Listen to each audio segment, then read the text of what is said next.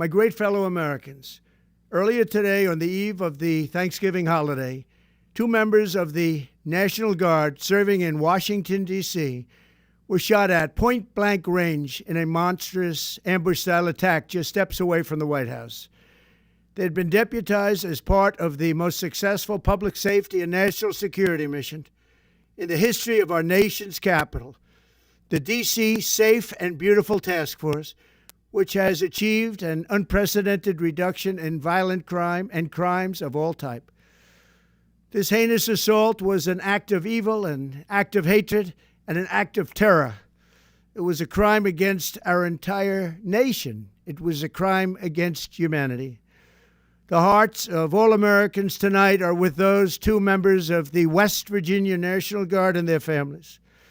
The love of our entire country is pouring out for them, and we are lifting them up in our prayers.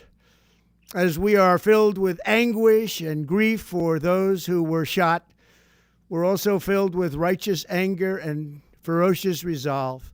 As President of the United States, I am determined to ensure that the animal who perpetrated this atrocity pays the steepest possible price. I can report tonight that based on the best available information, the Department of Homeland Security is confident that the suspect in custody is a foreigner who entered our country from Afghanistan, a hellhole on earth. He was flown in by the Biden administration in September 2021 on those infamous flights that everybody was talking about. Nobody knew who was coming in. Nobody knew anything about it. His status was extended under legislation signed by President Biden, a disastrous president, the worst in the history of our country. This attack underscores the single greatest national security threat facing our nation.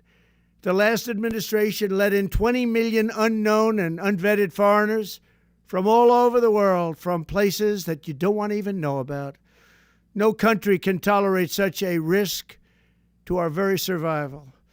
An example is Minnesota, where hundreds of thousands of Somalians are ripping off our country and ripping apart that once great state. Billions of dollars are lost, and gangs of Somalians come from a country that doesn't even have a government, no laws, no water, no military, no nothing. As their representatives in our country preach to us about our Constitution and how our country is no good. We're not going to put up with these kind of assaults on law and order by people who shouldn't even be in our country. We must now re-examine every single alien who has entered our country from Afghanistan under Biden, and we must take all necessary measures to ensure the removal of any alien from any country who does not belong here or add benefit to our country.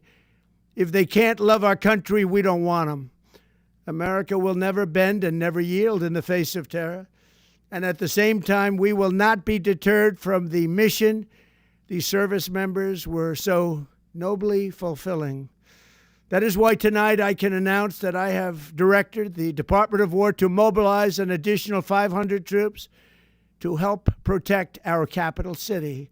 We will make America totally safe again, and we will bring the perpetrator of this barbaric attack to swift and certain justice if the bullets going in the opposite direction haven't already done that.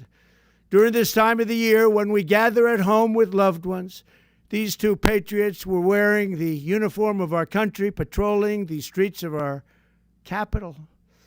They had taken a selfless oath to defend our nation against all enemies, foreign and domestic.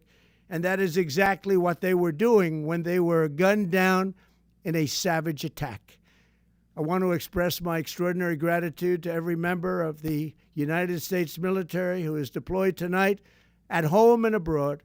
I also want to thank the Secret Service and the D.C. Metropolitan Police Department for their work today. This Thanksgiving, I ask every family to say a prayer for the 2 great heroes who were so horribly shot, and for their loved ones. Please say a prayer. May God bless them and comfort them, and may God bless and protect the United States of America. Thank you and good night.